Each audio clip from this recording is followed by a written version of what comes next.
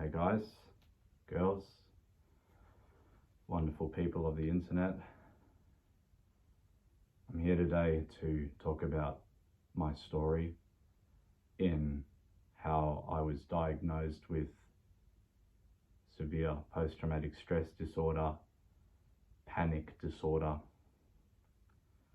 I have not formally been diagnosed, but have come to understand that I have psychogenic non-epileptic tremors and psychogenic non-epileptic seizures.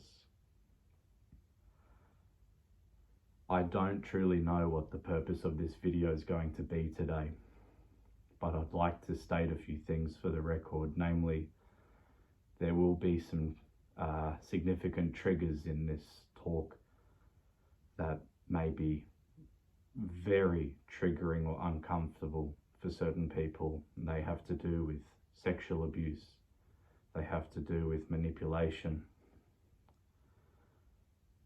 they have to do with deception, betrayal, gaslighting. And this is all to do with my story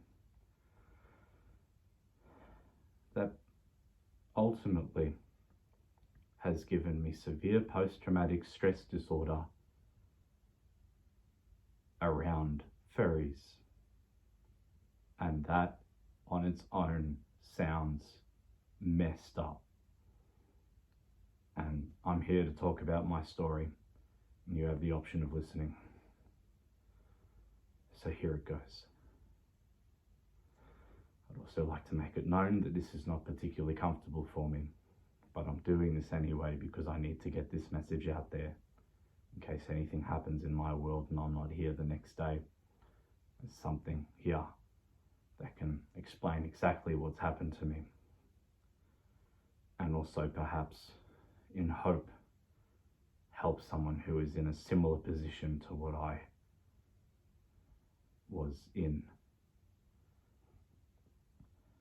The reason for making this video this very moment is today I had another psychogenic non-epileptic seizure.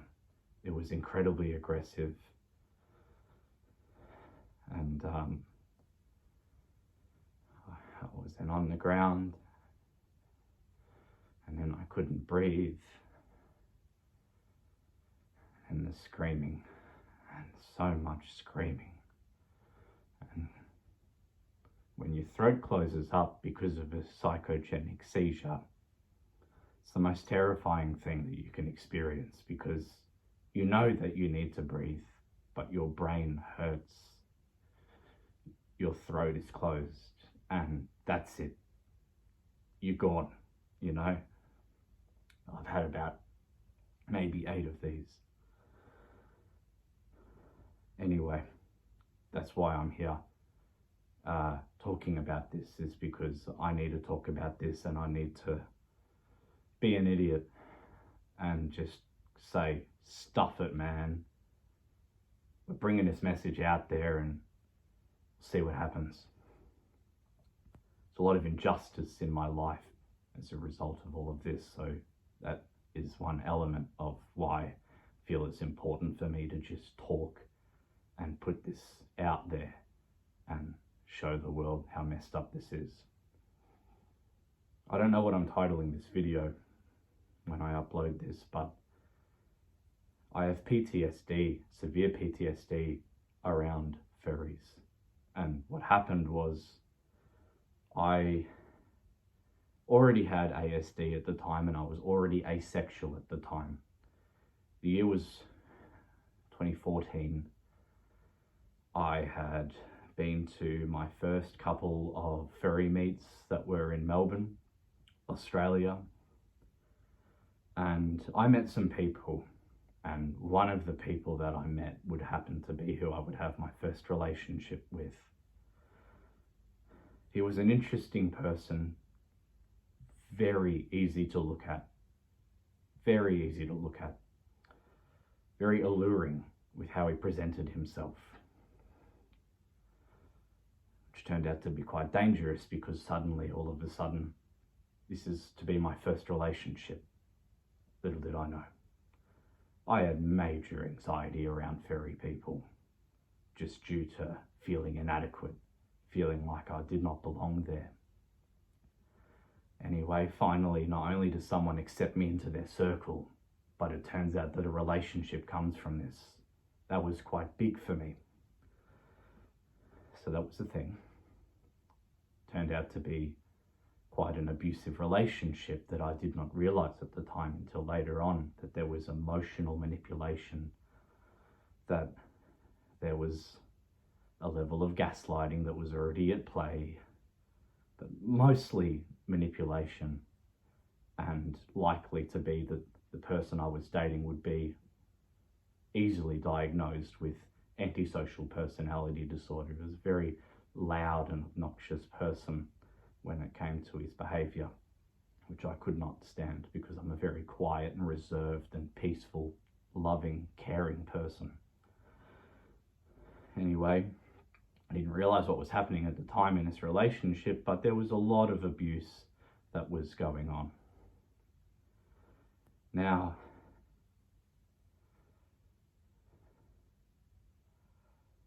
what would happen then, about 8 months later? As I say, I'm asexual at the time. Eventually in this relationship, I had consented to trying sex. It would be that I would be the one receiving, he would be the one giving. And it was terrible.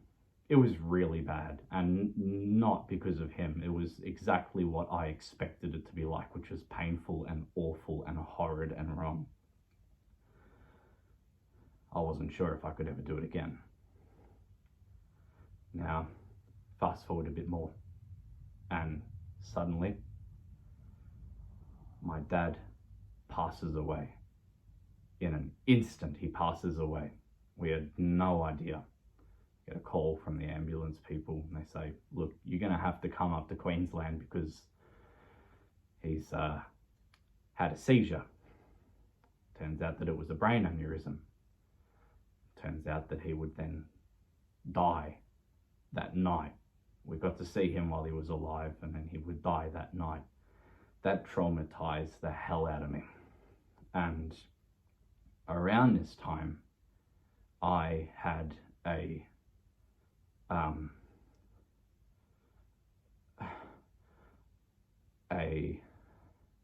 holiday that was booked in, that was booked in, and that was with another furry that I knew from South Australia, and with my ex. Then at the time it was a partner, all right, and that was at Daylesford. And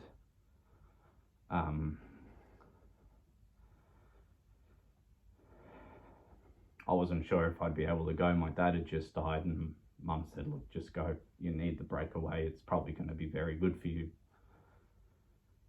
So we went. It was a couple of weeks after Dad had passed. We came back into Melbourne. It was very upsetting for me. I had at one point made a promise to him that was, hey man, look, you're putting money towards this trip. I feel that as a thank you, I would be open to trying having sex again. Well, I wasn't aware of this at the time. It was not in my thought pattern at all. It's not in my headspace whatsoever. My dad had just died. And suddenly he was not even 50 years old and he had a brain aneurysm. So we're there, and a friend from South Australia picks us up and then drives us up to Daylesford. It's a beautiful place. Absolutely beautiful. Each night he would ask, are you up to trying it yet? And I'd say, no, I don't think I can. I don't think I can think about it. Next night, look, are you up for trying it today? No, I don't think I can. it comes to last night. He says, hey, so we're going to have sex tonight? And I said, no, I can't. My dad has just died. I can't do it. I cannot do it. And he says, you can't just go against your word. You cannot back out of your word. And my body froze. And then he did what he did. And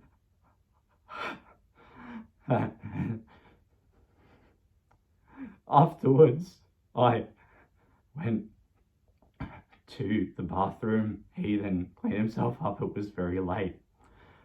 And when I was ready, I grabbed my shoes and I ran. It was late, it was dark, we were in the middle of nowhere, and I fucking ran. And I kept running, and I kept running.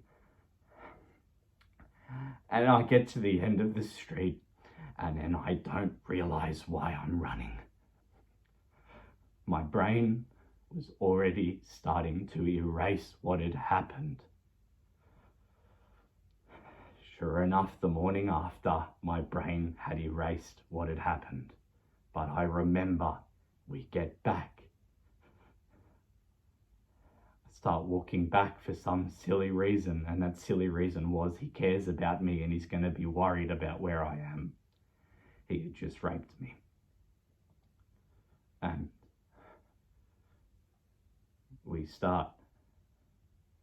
I start coming back, and then we meet.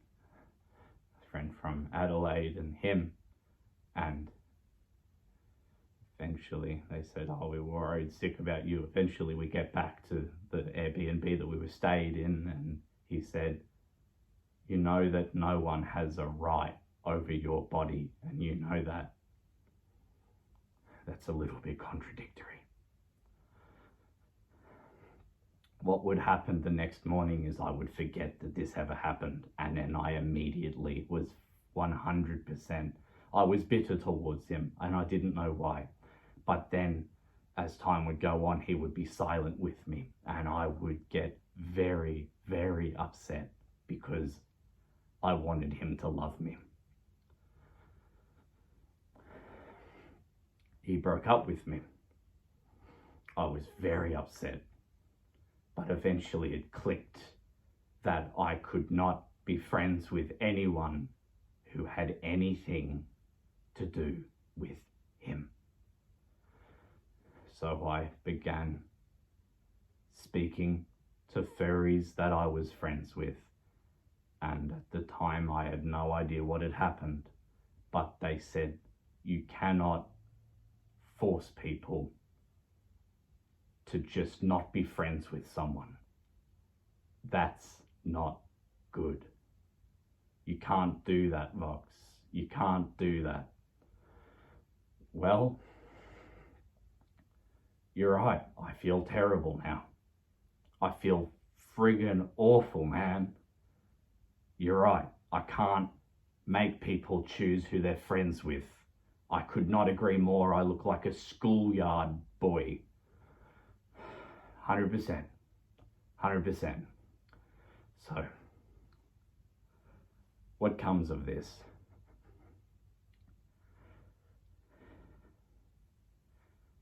I couldn't be friends with him.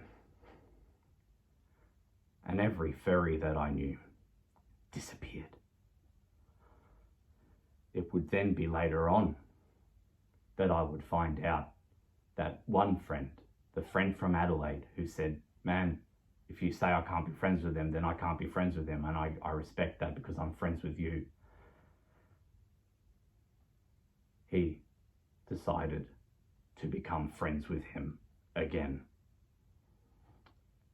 Eventually, I had put it out there that I had been raped, and he remained friends with that man, with that criminal.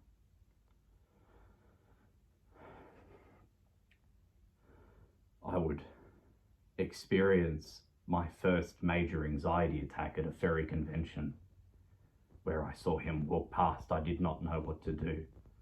My brain shut off.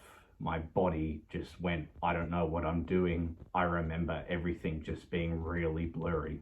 And then I had a major panic attack. He was then kicked out of the convention because he was there because he didn't pay for a ticket to be at that convention.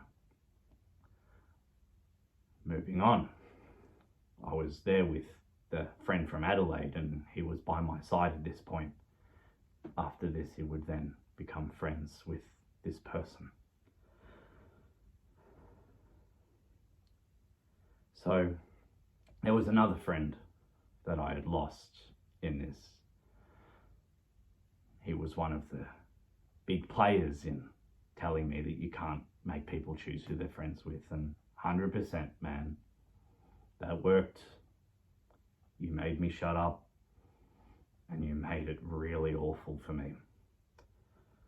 Turns out this would damage my PTSD significantly, especially when I found out that I had the flashbacks and I had been raped. When I found out I had been raped, and I mentioned it to people who I was friends with, and I went out to them and I said, messaged them, man, this is what happened. They would say, oh, that's awful. You fast forward a week after that conversation, they're still absolutely friends with that person. Your moral compass is gone. You have no moral compass. You've none. And that's a psychologist who said that. Because it was my psychologist that said that. And you have no moral compass.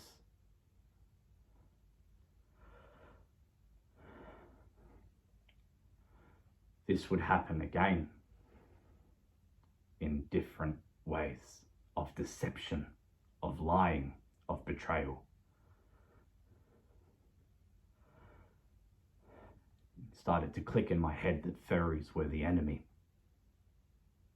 Even though these furries I'd never met had no connection with this person or with any of the people who supported that person. But I would meet people and they would fail to condemn what had happened to me. They would fail to condemn it. They would fail to look at it and say, Voxy, that is wrong.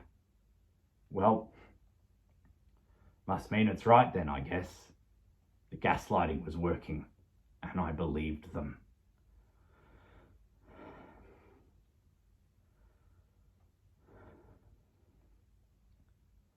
Fast forward a bit of time, started developing major anxiety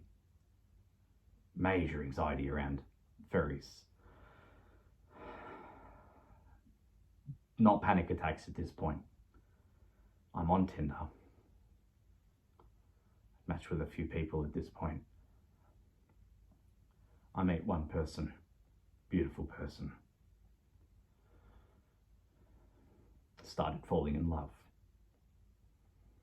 He said that he had no connection with furries.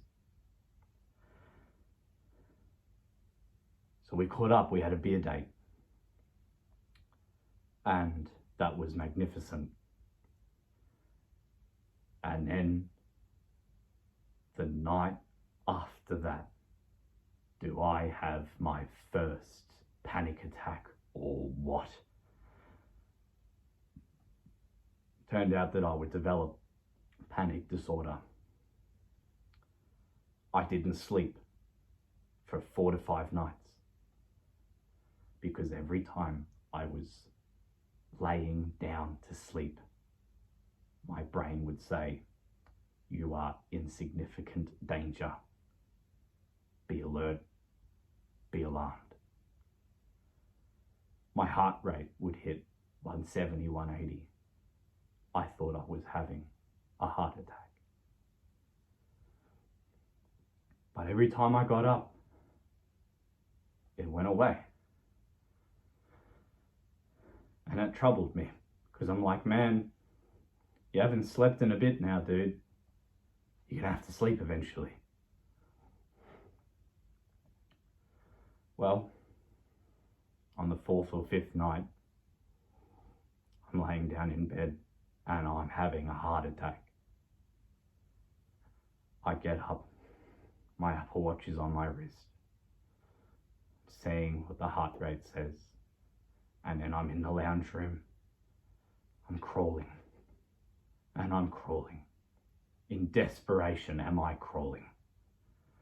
And then I fall over in there, and I'm holding onto that button, and my watch is squealing as it calls for SOS. Mum's freaking out. It is late. She then drives me to the hospital because she says, I need to take you to the hospital. She drives me to the hospital. I think I'm having a heart attack. I had to lay on a concrete floor in a waiting room for 4 to 5 or 6 hours. I don't know how long it was. It possibly was 6. It was a long time. It would have been 6 hours, because we got there at least 11 and I was in the bed at about 5. Yeah, there you go. Well, I was in there for a very long time. They put me on the bed, they do an ECG, and they say, mate, dare we say it, your heart's 110% healthy. The bad news is you're having a panic attack. And we recommend, as silly as it sounds, to do psychotherapy to fix this. But here, take this. They give me Valium.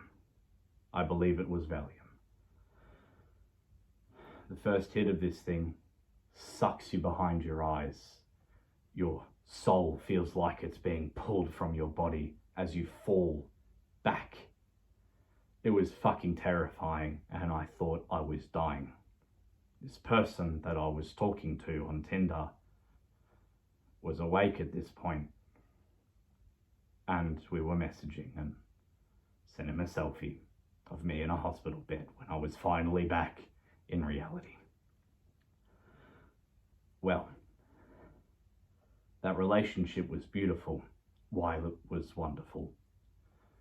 But it was not wonderful the whole time, because he would then become associated with furries and would turn out that he had lied about having no relation to these people. And it would be the same thing from these people.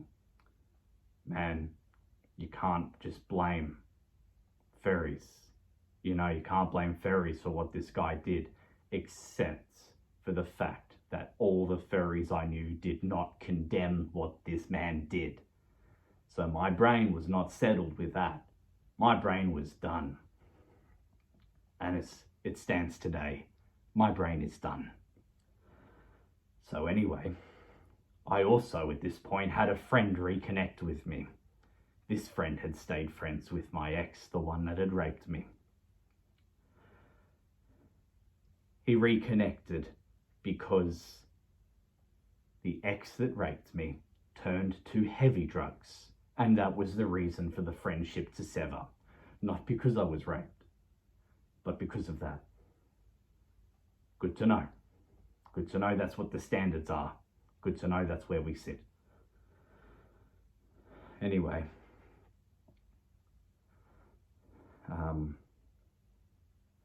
that relationship ended. The friendship with this person had continued. We left on amicable terms. It was a very upsetting leave because he was so upset and remorseful. He said, I feel so bad. I know you said not to have anything to do with these people. And here I am. I'm on Twitter. I'm on everything. Even though you were doing everything in your power to have nothing to do with anyone in that group. There you go. Now, some people made comment, some furries made comment, and they said, Vox, you're being very controlling. Well, in PTSD land, where your brain is munted, absolutely munted, you need to have control And if you have control, you have safety. But if you have no element of control, you have no safety. I had no control. I was in a physical relationship with this person. It was not a digital relationship. I couldn't block anyone and just say, that's it now, I'm done speaking with you and seeing your little icon there. I never wish to see that again.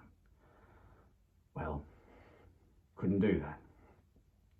And yes, it's controlling. It needed to be, for me. And the boundaries were set at the start. This was all up front.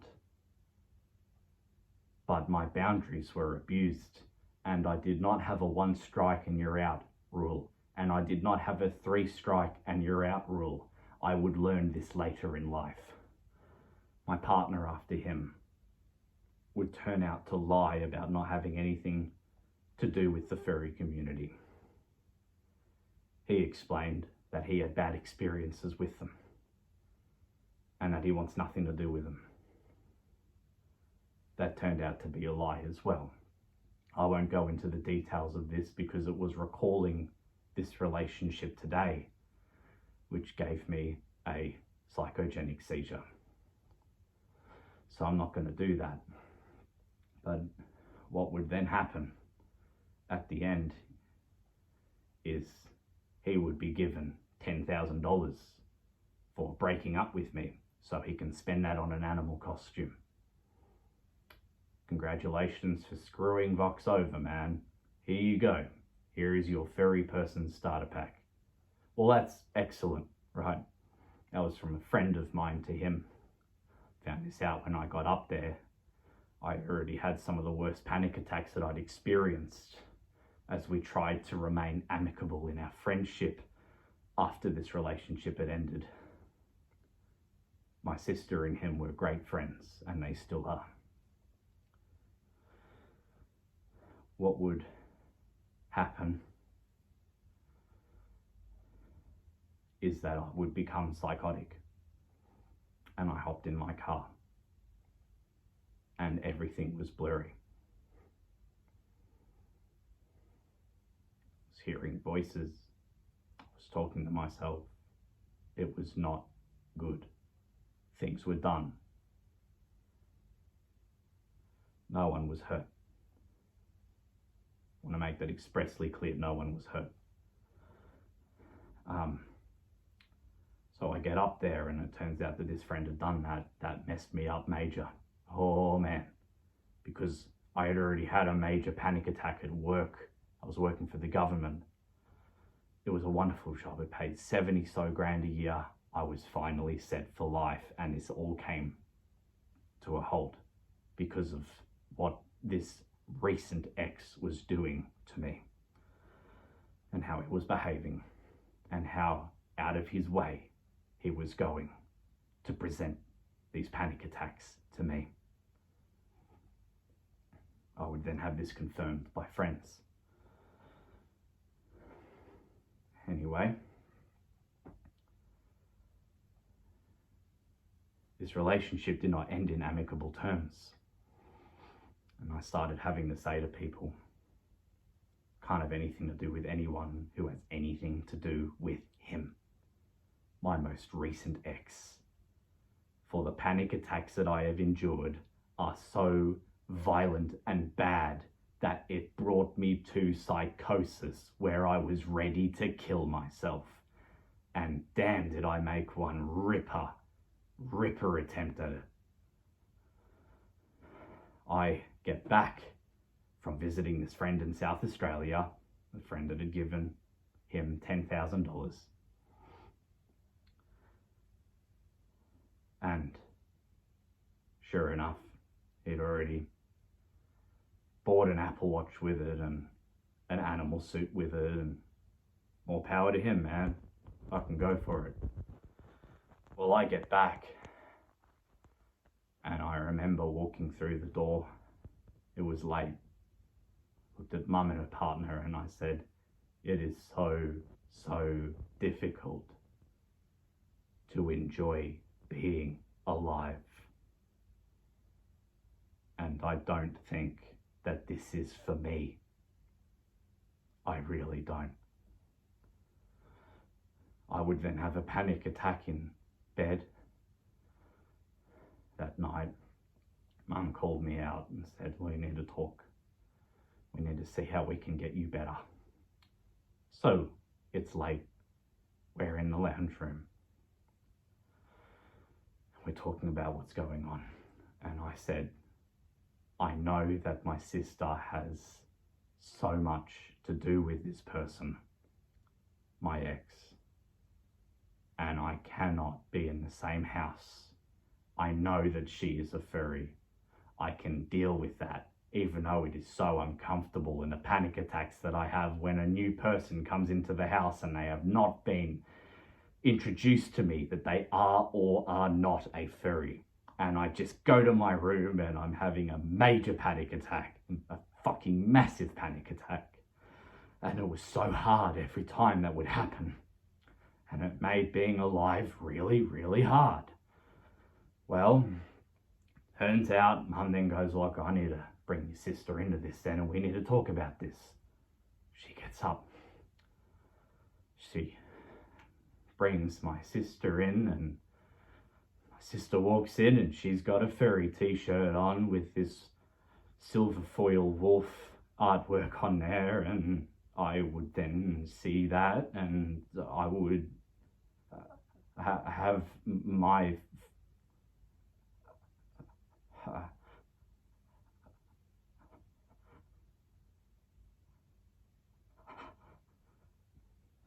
You good, man? You good? You good? Yeah. You're not gonna flip, man. You already had one today. And it's all good.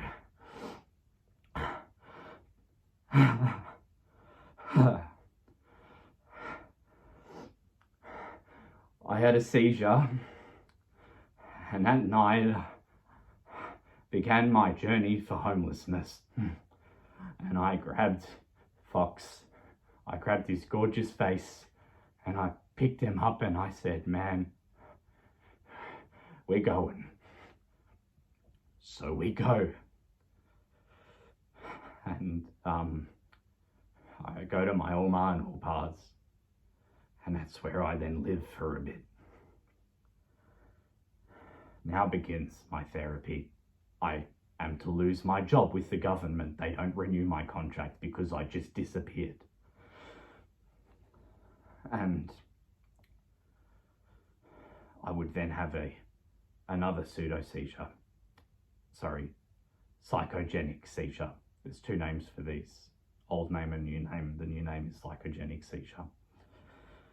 I would have another one on a phone call with a friend that he severed the friendship with my bad ex, the one that raped me because of the drug use that he was into. I called him up and I said, man, you know all too well how this is going to go. And you know all too well that I can't have anything to do with anyone who has anything to do with my ex. And he said, well, just don't do anything that I wouldn't do. All the best. And that was the phone call end. I couldn't process this, so I locked my phone. I went into the lounge room. I then looked at my Oma, and as I began to speak, I would have my second seizure. And it was so terrifying, because she didn't deserve to have to see that. So I didn't want to go there and make them have to see any of that. It really messed me up. And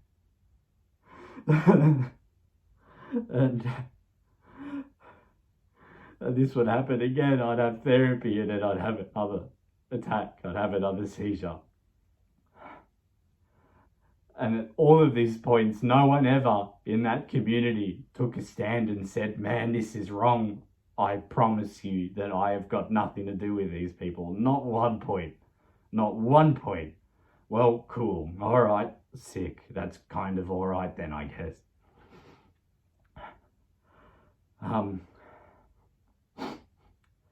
What would then happen is some time would pass and then we begin EMDR therapy, eye movement desensitization and reprocessing therapy.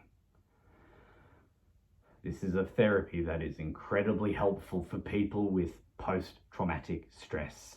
And it is the reason why I'm even able to make this fucking video, is because I'm able to say the names of everyone who did what they did except my recent ex and except my sister, because they're locked in my brain. Because when we did that in EMDR, I had a friggin' panic attack. I had a psychogenic seizure. Tell you what, it was not a panic attack, man. I know, because I wasn't there in the room anymore. I was gone. And not being able to breathe is fucking terrifying.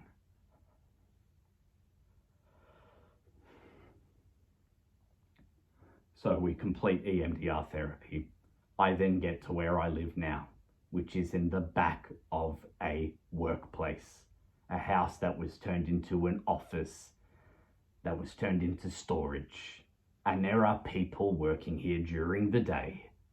And at night, this is my humble abode. How wonderful. And I deal with everyone during the day, and it's terrifyingly bad for my PTSD. I cannot cope. Such is life. I'm grateful I don't have cancer. I'm grateful I'm not properly homeless. I have endless gratitude for the world. I have no gratitude to these people's existence, but I do have gratitude for the lessons that I have learned. Now, EMDR therapy turns out to not necessarily fix all, because I then find out just how bad my PTSD is. I have a date with someone on Tinder. I see a sticker on their car. It is a furry sticker. I had a major panic attack that lasted for an hour. It was terrifyingly bad. I should not have driven. But when the date was over and it was so difficult to talk, and he lied about not being a furry, well, I drive. I should clarify, it's not that he lied about not being a furry, this person, but he was given every opportunity to speak up about if he had any triggers that would be available to me, because I mentioned about triggers to him. Anyway, I start driving back. I call a friend of mine and I say, man, I'm not good. And I drove past his house and I picked them up and we drove to a park that was just next to his house. And I get out, we're sitting on a park bench, I couldn't talk, and then my throat closes up and I have another seizure. And this one was, boy oh boy, was it aggressive. Boy oh boy, was it aggressive. Was it the most aggressive one yet? I'm standing up, I can feel my throat closing in. That's it now, man. There's no more breathing, and you can't even choke for air. You can't even control your lungs. Your body is in shutdown mode. There is no fight. There is no freeze. There is no flight. There is just shutdown. Well, I guess I'm going through that then, aren't I? Feels like your brain is being squished in a vice and starved of all liquid in your brain. You know how your brain has like sort of like this, it doesn't feel dry, right? This was dry, man. This was dry. This was unbelievable. It feels like a dried up sponge. It feels like you're dying. Couple that with the fact that you're sort of ready to die. And then everything shakes and you're on the ground and that's it. And it's awful. And then the screaming, the endless screaming when you survive it. And it's so traumatic for everyone. And people are coming over and saying, do you need an ambulance, man? No, can't even talk. I just want to say no, but I can't talk because I feel like I'm dying and I think that I want to. But if you call an ambulance, they're going to take my license away because they're going to say, well, he had a seizure, he can't drive. It's not epileptic, man. It's not epileptic.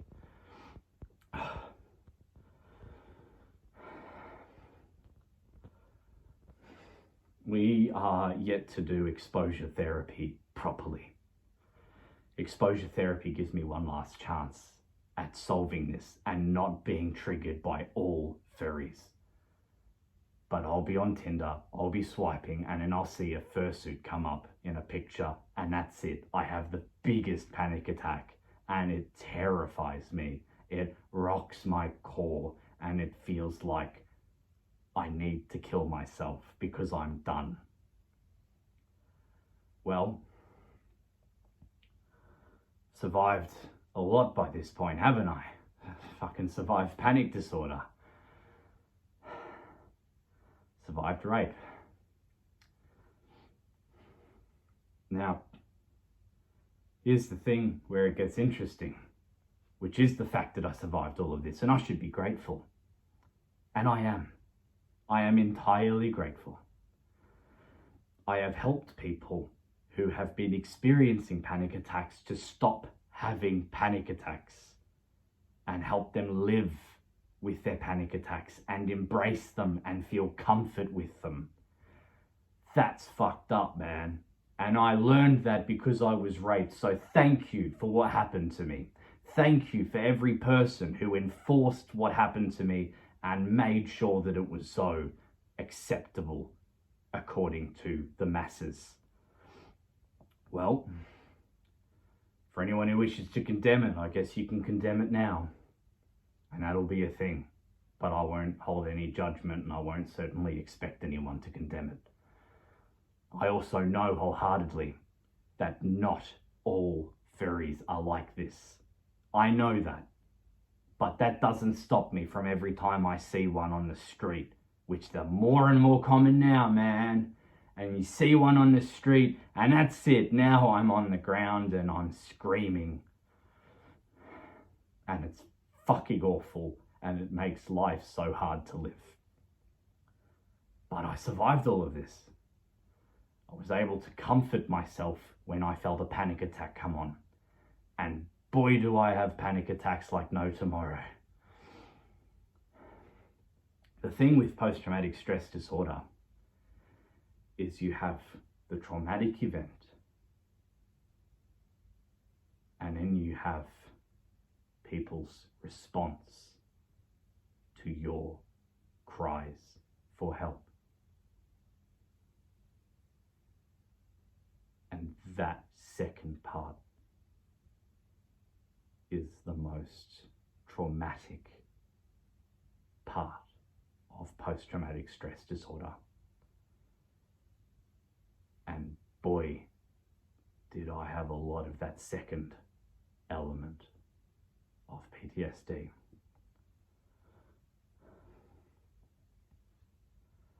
With panic disorder, and with any panic attack that you experience, the thing that I've learned is we do not run from panic attacks, and we do not run from anxiety. The more you run from this shit,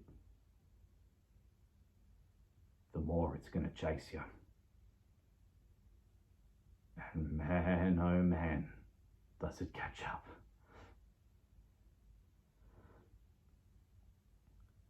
When you're feeling it coming on, first thing you have to do is you have to stop. And you have to let it catch up so it's not angry. And you have to just stand there.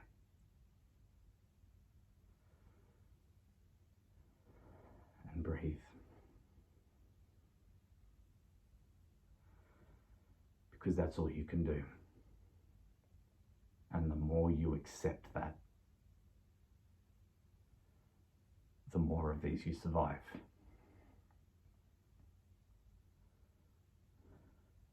And it's funny, because me stopping and freezing and breathing was the exact thing that got me in this trauma. But that's different. PTSD is a whole different ballgame altogether, man. So I learned these valuable lessons. I also learned how powerful the mind is. And I also learned how disgusting and apathetic many people are. And it happens to be, weirdly enough, that many of these people were of the furry community. For anyone who is watching this for whatever reason, if you see anyone do something that's wrong, if you know of someone who's doing something that's wrong, hear about other people talking about something that is wrong, you must speak up. And you must make sure that the person who is in the center of that, as the victim, is acknowledged, is appreciated as being someone telling a story, and as being someone who may possibly be having their life taken away from them. Because I did. I had this all taken away from me. And it was fucking hard. Man, it was so fucking hard. And I need not complain. I have a friend who has cancer. I have a friend who has survived cancer. My mum has multiple sclerosis. There are people dying in a very sad and traumatic way in a country that is not mine. How lucky am I? How lucky am I? Well, yeah, man. Gratitude's a weird one. Gratitude's a fucking weird one. I am grateful. And me expressing my gratitude is me telling my story. And this is all I've got. I don't know how this will go for me. I could find that exposure therapy somehow brings me peace, and somehow I'm able to live my life amongst the world without fear. But here I am, and I was approved for the disability support pension with the government so that I can receive income support for the fact that my PTSD progressed so much worse that I was unable to live a normal person's life. I was accepted into the National Disability Insurance Scheme because it was acknowledged that I could not live a normal person's life and I needed support for a significant disability. This has been recognized by multiple psychologists, by the fucking government, that what these people have done to me is wrong. So if you're questioning any of it, well, I'm sorry to say, man, you got to see a psychologist and have them watch this and then go, well, fuck.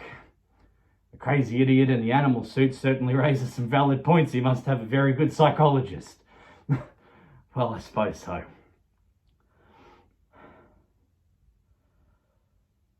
It's all pretty messed up. But this is my story. And this is what brought me here.